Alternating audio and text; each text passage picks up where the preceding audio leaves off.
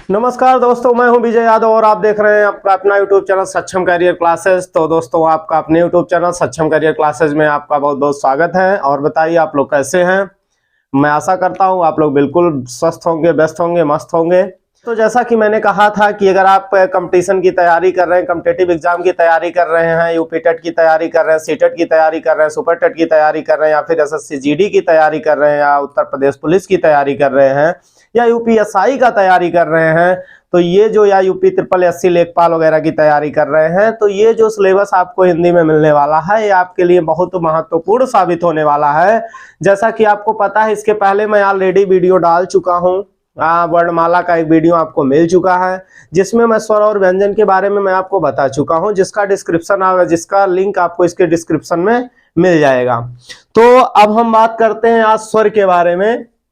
तो आज हम बात करेंगे कि स्वर क्या है। इसके पहले मैं स्वर और व्यंजन का वीडियो मैं आपको दे चुका हूं, लेकिन आज मैं स्वर के बारे में बात कर रहा हूं। तो स्वर के डिफिनीशन में ऑलरेडी आपको बता चुका हूं। अगर बात की जाए स्वर की, तो आपको पता है मैंने बताया था कि वे वर्ड जो स्वतंत्र रूप से बोले जाते हैं, वे वर्ड जो स्वतंत्र रूप से बोले जाते हैं, वे क्या कहलाते हैं? स्वर कहलाते हैं। जैसे कि पहले ही मैंने आपको बता दिया था कि वे वर्ड जो स्वतंत्र रूप से बोले जाते हैं वे क्या कहलाते हैं? स्वर कहलाते हैं। जो वर्ड स्वतंत्र रूप से बोले जाते हैं वही स्वर कहलाते हैं। अर्थात मैंने बताया था कि स्वर वर्ड ऐसे वर्ड होते हैं जिनके उच्चारण करने में किसी व्यंजन की आवश्यकता नहीं पड़ती है, ये अपने आप में स्वतंत्र होते हैं, इसीलिए इन्हें क्या कहा जाता है? स्वर कहा जाता है। यह मैं बता चुका हूं। अब स्वर के बाद बात आ जाती है स्वरों का वर्गीकरण। किसकी बात आ जाती है? स्वरों का वर्गीकरण। स्वरों का वर्गीकरण। तो मैं आशा करता हूं आप सब स्वर की परिभाषा समझ चुके होंगे, स्वर की परिभाषा जान चुके हैं। अब मैं बात करता हूं स्वरों का वर्गीकरण। तो दोस्तों, अगर बात की जाए स्वरों का वर्गीकरण, तो स्वरों का जो वर्गीकरण किया जाता है वो स्वरों का वर्गीकरण हम कम से कम 4 प्रकार द्वारा करते हैं। 4 प्रकार से हम स्वरों का वर्गीकरण करते हैं, जिसमें सबसे पहला आपका हो जाता है उत्पत्ति के आधार पर। किसके आधार पर? उत्पत्ति के आधार पर। यानी अगर हम बात करें स्वरों के वर्गीकरण की, तो स्वरों का वर्गीकरण सबसे पहले हम करते हैं उत्पत्ति के आधार पर। दूसरा आ जाता है उच्चारण काल के आधार पर, उच्चारण काल के आधार पर। और तीसरा आपका आ जाता है जीभ के प्रयोग के आधार पर। तीसरा आपका आ जाता है जीभ के प्रयोग के आधार पर, जीभ के प्रयोग के आधार पर।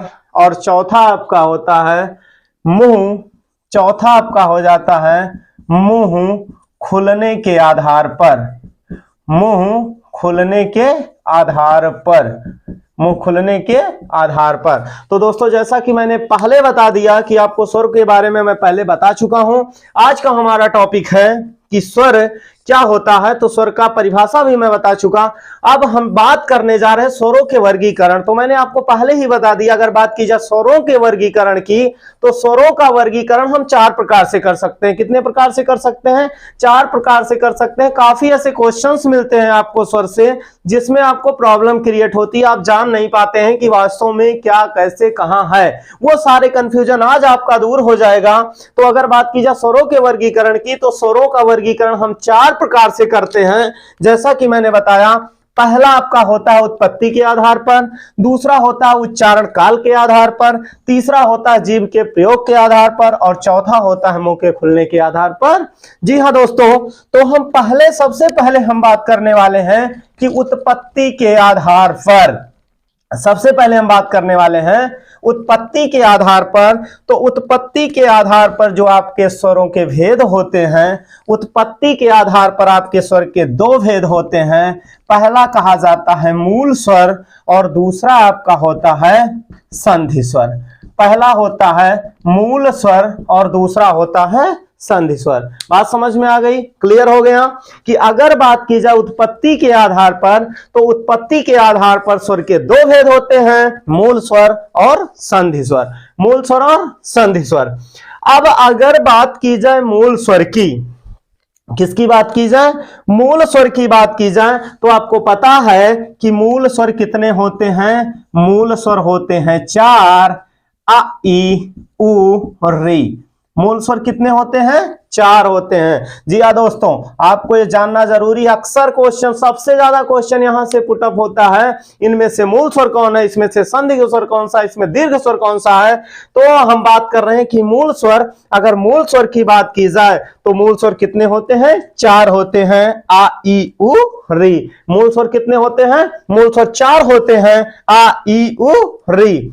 और वहीं पर अब बात की जा रही है, दूसरा मैं बात कर रहा हूं संधि स्वर के बारे में। किसके बारे में बात करने जा रहा हूं, संधि स्वर के बारे में। तो अगर बात की जाए संधि स्वर की तो आपको पता है संधि स्वर, संधि तो आप पढ़े ही होंगे। तो जब संधि स्वर की बात की जा रही है तो संधि का मतलब देखिए यहीं से इसका क्लियर है। संधि की बात अगर की जाए तो संधि से ही क्लियर हो गया कि संधि स्वर कौन से हैं, यानी ऐसे स्वर जो 2 स्वरों के मिलने से बनते हैं, 2 स्वरों के मिलने से बनते हैं, वे क्या कहलाते हैं, संधि स्वर कहलाते हैं। ठीक है, यानी जो स्वर 2 स्वरों के मिल से बनते हैं, 2 स्वरों के मिलने से बनते हैं, यानी जब 2 स्वर मिलकर एक स्वर बनाए तो वही क्या कहलाते हैं, संधि स्वर कहलाते हैं। दूसरा बात ये आपको जानना जरूरी है कि संधि स्वर को ही, ठीक है, गुरु स्वर कहा जाता है। संधि स्वर को ही क्या कहा जाता है, गुरु स्वर कहा जाता है। और इसे क्या कहा जाता है, दीर्घ स्वर भी कहा जाता है। ये चीज आपको जानना जरूरी है। अब जैसे मान लिया आपको तो बता दिया गया कि संधि स्वर यही है, आपका संधि स्वर ना पहुंच के आपसे पूछ लिया गुरु स्वर क्या है, दीर्घ स्वर क्या है, तो आप कंफ्यूज मत होइएगा दोस्तों। यानी संधि स्वर को संधि स्वर तो कहा जाता है, गुरु स्वर भी कहा जाता है और साथ साथ दीर्घ स्वर भी कहा जाता है। अगर बात की जाए संधि स्वर की तो एक बार फिर से मैं आपको बता रहा हूं, इतनी चीजें आपको समझ में तो आ ही गई होंगी। अब मैं बात कर रहा हूं कि संधि स्वर किसे कहा जाता है।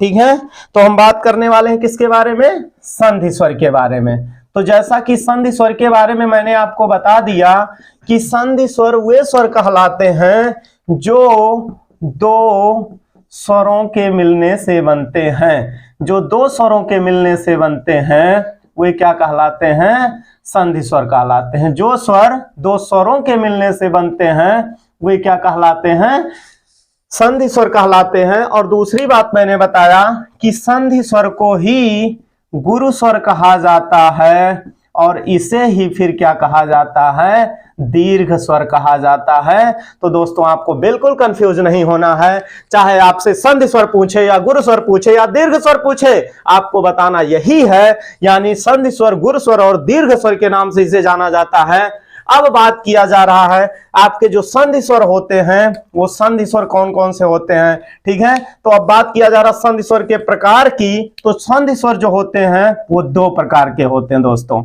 संधि स्वर कितने प्रकार के होते हैं, संधि स्वर 2 प्रकार के होते हैं, जिसमें पहला आपका होता है मूल दीर्घ स्वर।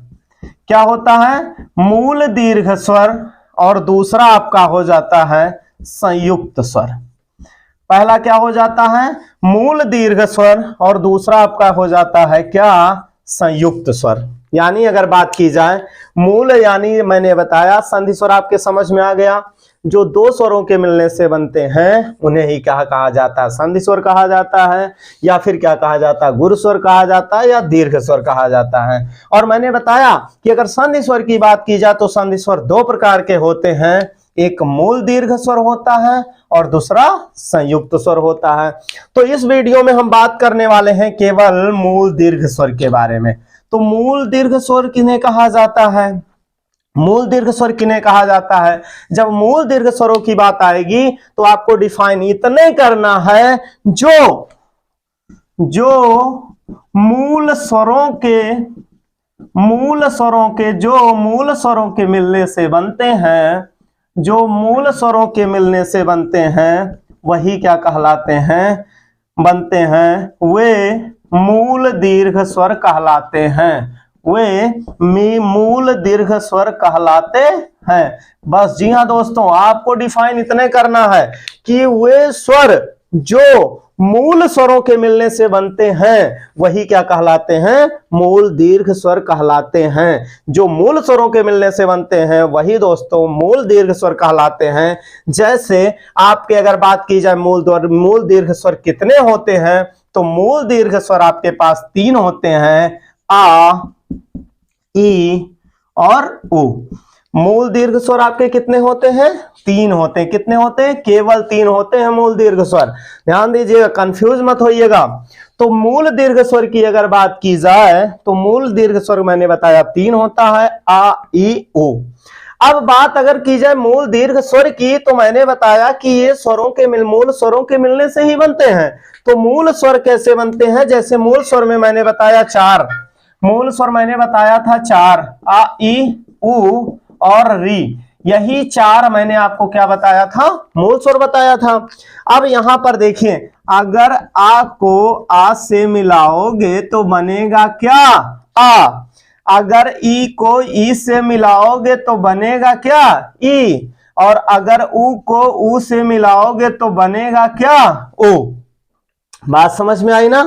तो यहां पर देख रहे हैं, बात की जाए अगर आ, ई, उ, ठीक है, आ, ई, उ, तो यहां आ मिला तो आ बन गया, ई मिला तो ई बन गया, उ मिला तो उ बन गया। और आ, ई, उ यही आपके क्या कहलाते हैं, मूल स्वर कहलाते हैं। यही आपके क्या कहलाते हैं, मूल स्वर कहलाते हैं। दूसरी बात ये भी आपको जानना जरूरी है कि मूल दीर्घ स्वर को ही सजातीय स्वर भी कहा जाता है। मूल दीर्घ स्वर को ही सजातीय स्वर कहा जाता है। ऐसा क्यों कहा जाता है, क्योंकि ये अपने ही समान के स्वरों से मिलकर बनते हैं। यानी जो दीर्घ स्वर अपने ही समान स्वरों से मिलकर बनते हैं वे सजातीय स्वर कहलाते हैं। जैसे देखो, आ अपने ही जात के स्वर से बना, ई अपने ही जाति के स्वर से बना, उ अपने ही जाति के स्वर से बना। तो इसलिए यानी ये ऐसे वर्ड होते हैं जो अपने ही जाति के समान स्वरों के मिलने से बनते हैं। इसीलिए इन्हें क्या कहा जाता है, सजातीय स्वर कहा जाता है। तो दोस्तों, जैसा कि मैंने बताया, आज का आपका टॉपिक था स्वर।